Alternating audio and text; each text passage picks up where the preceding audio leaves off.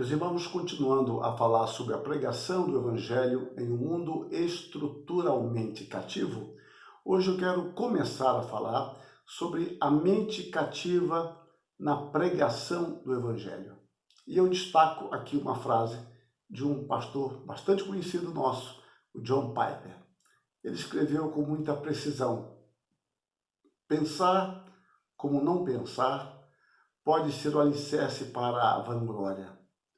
Pensar sem oração, sem o Espírito Santo, sem obediência e sem amor, ensoberbecerá e destruirá.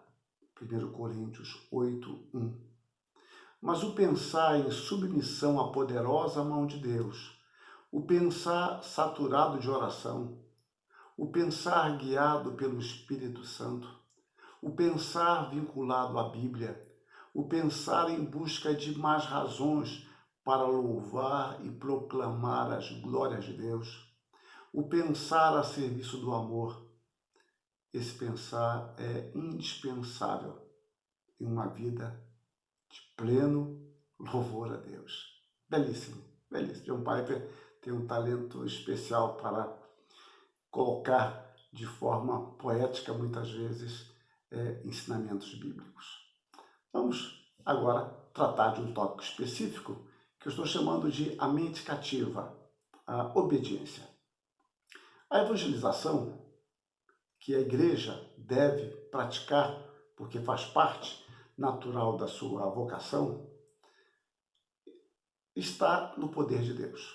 Ou, para reconstituir a frase, a evangelização tem a sua fonte no poder de Deus, não em nossas estratégias.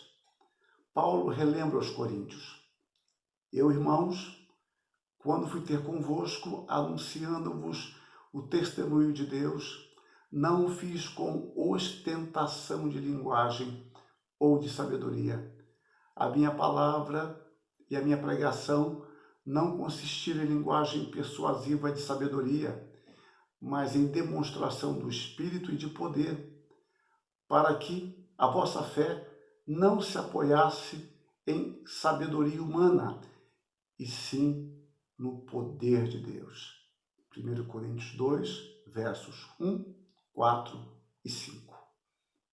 A mente cativa a Cristo e a sua palavra se revela na pregação do Evangelho de modo simples e fiel aos ensinamentos bíblicos, não em demonstração de erudição, mas em fidelidade à palavra sob o poder do Espírito. É importante que entendamos que nós não estamos aqui apresentando uma contradição ou uma antinomia, se preferirem. A erudição não é pregar o evangelho bíblico. Não, não é isso. Eu estou dizendo que a pregação do evangelho tem a ver com a nossa fidelidade bíblica, não em demonstração de erudição, mas não é um princípio excludente. Importante entender isso. Nós podemos ser eruditos e fiéis, submissos a Deus. Bom, dito isso, continuemos. Não é a nossa suposta erudição, e vamos e convenhamos, nem a nossa suposta simplicidade que vai converter alguém. As nossas palavras não têm poder de conceder vida, só a palavra de Deus. As nossas palavras podem, com frequência, entreter e agradar corações satisfeitos com os seus pecados, mas não podem transformar vidas. E aqui eu quero destacar alguns equívocos nos quais podemos incorrer. Um deles é pensar que os incrédulos serão levados a Cristo se falarmos de forma erudita. Se nós vamos convencê-los, eles vão ver como o Evangelho é para a gente sábia e inteligente. Outra armadilha, outro equívoco, é oferecer algo semelhante ao que ele está acostumado no mundo, fazendo uma ponte muito simples, apresentando o Evangelho que não envolve mudança alguma de vida, um Evangelho sem a cruz, sem a obra de Cristo, sem a justificação, sem perdão, sem confissão. Outro equívoco é transformar a igreja em um clube social ou programa de auditório ou uma academia de intelectuais, nos esquecendo que a sabedoria do Evangelho atua em outro nível e é operada pelo Espírito. Vejamos aqui agora a questão de Paulo quando chegou a Corinto e como ele se refere a isso. Havia uma expectativa dos judeus. Paulo diz que os judeus queriam ver sinais, queriam algo maravilhoso. Os gregos, por sua vez, queriam sabedoria, queriam eloquência, cada um, digamos, puxando para a sua tradição. Mas como foi a mensagem de Paulo? Quando você vai em 1 Coríntios 1, 22 e 23, você vê que a sua mensagem foi Cristo crucificado. Mas Cristo crucificado não era bom nem para judeu nem grego em termos de aceitação. A mensagem da cruz, ela nunca soou como algo simpático aos ouvidos que já dispunham de seu filtro cultural e teológico. Bom, o que podemos esperar disso? Qual foi a recepção?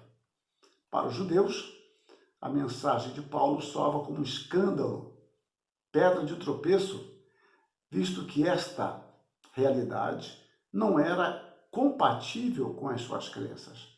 1 Coríntios 1,17. E para os gregos, isso era imbecilidade, isso era loucura. Loucura. 1 Coríntios 1,18. Bom, estamos no impasse. Havia uma expectativa, a mensagem que eu prego é diferente e a recepção é essa que nós descrevemos. Mas qual era a realidade? A realidade é que a palavra foi um método prazerosamente estabelecido por Deus para alcançar os seus. E Paulo diz em 1 Coríntios 1, 21, aprove a Deus salvar aos que creem pela loucura da pregação. Então, vejamos, tudo o que não se adequa ao seu padrão de pensamento, isso no caso aqui específico dos judeus, mas vale para todos, apenas mudando a terminologia, seria pedra de tropeço, seria escândalo. E no caso dos gregos, seria uma loucura. E é muito oportuno verificar aqui, eu já fiz menção, mas agora eu quero enfatizar, que a palavra loucura aqui tem sentido de imbecilidade. E Paulo diz, olha, a mensagem do Evangelho soa como uma coisa idiota e imbecil. Mas aprove a Deus. Aprove tem o sentido de uma vontade prazerosa. Foi o prazer de Deus, a satisfação de Deus foi estabelecer este método, o método que vocês chamam louco, a loucura da pregação. Então, a imbecilidade da pregação é o método estabelecido por Deus. Bom, qual é o desafio de Deus, então, para nós, considerando esta realidade? Isso eu vou deixar para o próximo vídeo, o desafio de Deus para nós. Que Deus nos abençoe e sejamos submissos ao Evangelho, entendendo que a, entre aspas, loucura de Deus é mais sábia do que a nossa sabedoria. Amém.